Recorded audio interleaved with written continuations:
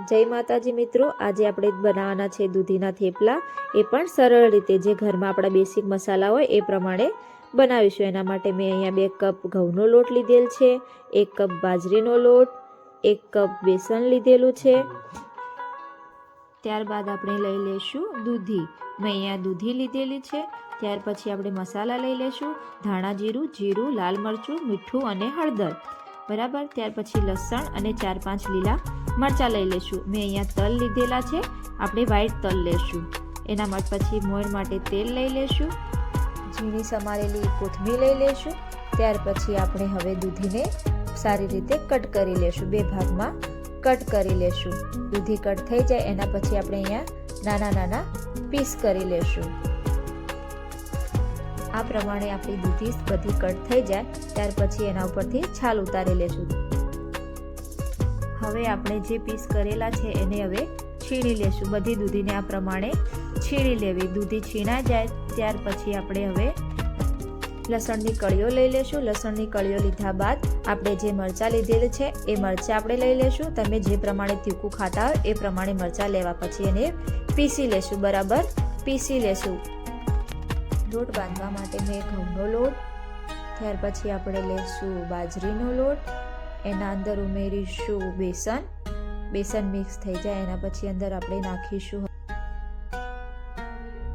તલ નાખીશું। આપણે તલ અંદર નાખી દીધા।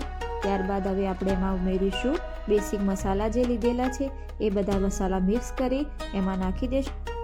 હવે એના અંદર આપણે ઉમેરીશું કોથમીર ઉમેરાઈ જાય એના પછી લસણ અને લીલા મરચાંની જે પેસ્ટ છે એ અંદર નાખી દઈશું। પેસ્ટ નાખ્યા બાદ હવે આપણે જે છીણેલી દૂધી છે એને આ રીતે નીચોઈને આપણે બધી છીણેલી દૂધીને અંદર એડ કરી લેશું આપણા મિશ્રણમાં। આ પ્રમાણે આપણે છીણેલી દૂધી લઈ લેવી, બરાબર। પાણી કાઢી નાખવું કારણ કે એના અંદર પાણીનું પ્રમાણ વધારે હોય છે અને આપણે એ રીતે બધી દૂધી લેવા જઈએ તો આપણો લોટ પાતળો થઈ જાય। પછી આપણે જે પાણી વધ્યું છે એને એક બાઉલમાં કાઢી લેશું।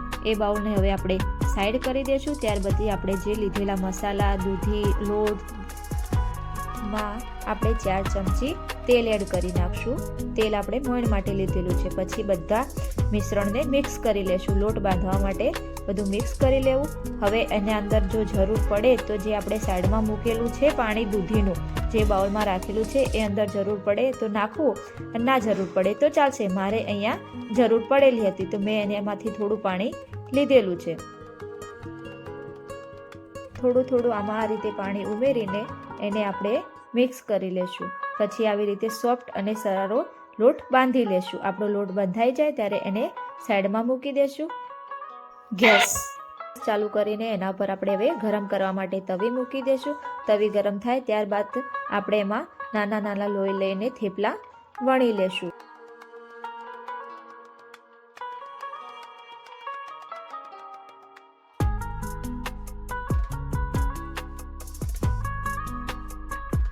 ત્યારબાદ હવે આપણે તવીની અંદર ઘી ઉમેરીશું। જો તમે તેલની અંદર શેકવા હોય તો પણ શેકી શકો છો, બટરની અંદર શેકવા હોય તો પણ તમે શેકી શકો છો। મેં અહીંયા દેશી ઘીનો ઉપયોગ કરેલો છે, બરાબર। દેશી ઘીનો સ્વાદ ખૂબ જ સારો હોય છે, એ માટે મેં દેશી ઘીનો ઉપયોગ કરેલો છે। તેને પછી 2 બાજુથી સારી રીતે ક્રન્ચી થાય એ રીતે શેકી લેવું। બધા થેપલાને આ રીતે બનાવીને આપણે સાઈડમાં મૂકી દેશું। આપણો થેપલું તૈયાર થઈ જાય તો એના ઉપર આપણે દેશી ઘી લગાવીશું અથવા બટર પણ તમે લગાવી શકો છો, બરાબર। અમુક લોકો બટર સાથે પણ લેતા હોય છે। હવે આપણા થેપલા તૈયાર થઈ ગયા છે ખાવા માટે। થેપલાને તમે અથાણું, દહીં કે ચા સાથે પણ લઈ શકો છો।